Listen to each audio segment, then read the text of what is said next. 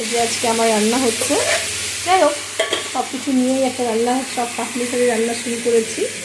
এখন আমার বাচ্চাদের টিফিনের জন্য একটুখানি আলু, ডিম, কাঁচা লঙ্কা, সব কিছু যাই হোক কাঁচা লঙ্কা আমি দিলাম, নুন আমি আগেই ফোড়নে দিয়ে দিয়েছিলাম।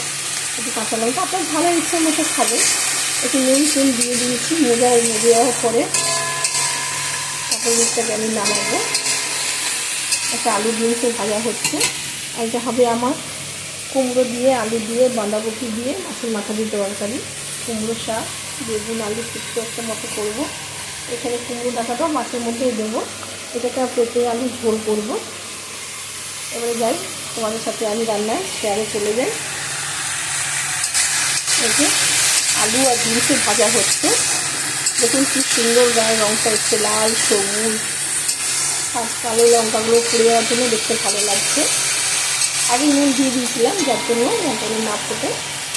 এবারে আমি কী করছি, এর সাথে একটু হলুদকে অ্যাড করছি, আর একটু হলুদ দিয়ে দিচ্ছি, তাহলে দেখতে সুন্দর লাগে, টেস্টও হয়। এগুলো নাড়া দিলাম, কি দারুণ রঙটা এসছে দেখুন।